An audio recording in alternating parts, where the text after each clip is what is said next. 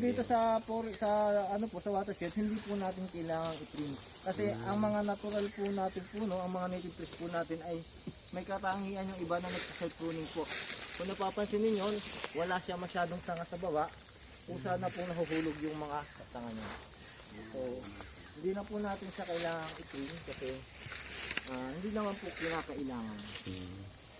So, mga nagtitim lang po yung mga plantation ng kakao at saka yung mga ibang fruit bearing para po ano, at saka yung mga mahoganihan para maiwasan yung sanga at yung pag-harvest nila ng ano, ng puno, tuwid na tuwid, malaking makukuha nila. Ayan po. And then, makita po natin kung saan yung patay. And then doon sa patay, doon po tayo maghuhukay at doon po tayo magtatanim. Yun po yung replanting na tinatawag ni Sir Raymond kanina. Which is, kulang po siya sa area na yun, kaya doon siya dapat taniman. So, yun. Ilanti po tayo dito. Kaya, kulang po yung ilang ano. Patang yung dalang ya, pero ayun.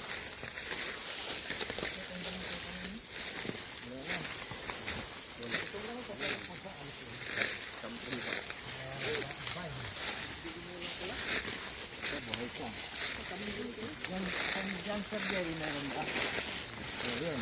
Ito pa. Sir Jerry, dito pwede sa isang to. Sir Jerry, dito na lang. Ayun. Dito po. Ayun, yun nga lang ito. So hindi ito proper yung pagkakatanim. Kasi aalisin natin yung kanyang bag. So ito, kaya nakita ninyo, hindi proper yung pagkakatanim niya. Kaya anong nangyari? Namatay siya kasi naka-apekto yung kanyang plastic sa kanyang ano. Ayun.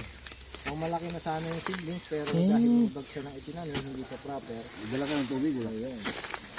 Sir, di ba madalang ang kon dito, mga fruit bearing trees? Ayun, hindi po ina-allowed ng PWD magtanim ng fruit bearing dito kasi unang-una, hindi naman ito plantation ng fruit bearing din. Pwede siyang Okay na yan, mag-attract sir. po ng, Malalim na po. ng civilian pagka nalaman nila Tanggal mo muna. na may prutas dito sa loob ng watershed, pwede po silang pumasok. And then, karamihan po kasi sa mga prutas ay hindi siya native. So, ang goal po kasi natin ay i-denize yung watershed. Kailangan puro native trees tayo. Ano sir, kung Bilis nila anak ng malahing. siyempre yung iwasan ng mga ibon, nagpapalaglag ng kon. Mabuhay dito. Yung pong mga natural na gano'n, wala na tayong magagawa dyan kasi hindi naman natin pwedeng controlin ang buhay lang. Nandiyan na po siya, o hindi na po natin siya tinatanggal. Kung hindi naman invasive yung puno na nabuhay, kung hindi naman nakakasira, okay lang po siya. So marami tayong mga wild na sunset dito, may mga nakikita rin tayo mga wild na tamarin, mga gano'n. Hindi naman natin talaga tinamin, pero nandiyan na dahil natural na talaga. So hinahayaan din po natin yun. Ayan. Natanggal po ba yung plastic? Yes. Ayan. So, ganyan lang po yung gagawin natin. I-enrich lang po natin. I-replant lang po natin yung ating. Kaya huwag kayong mag-alala. Mayroon naman po kayong personal na kasama para mag-provide ng technical assistance pag-activity nyo na. So ngayon, nakita nyo na yung proper planting. Siguro wag na nating dagdagan. Sapat na yung isang piraso dahil talagang mainit yung panahon ngayon. Nakikita nyo naman, dry na dry yung lupa. So napakababa yung porsyentong mabuhayan.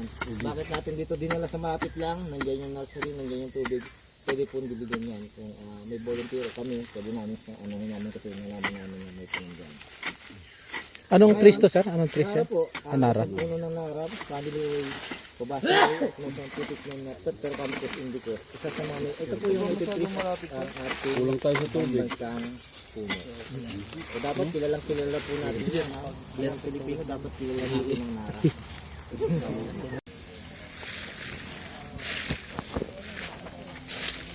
Pang ano eh, pang pictorial na.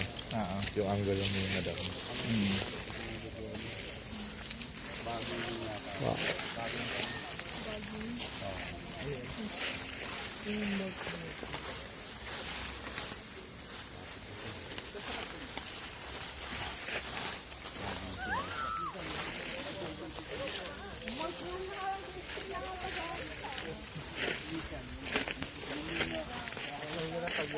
Sa Region 4, hindi, mas may sa Region 4 sa Tangay.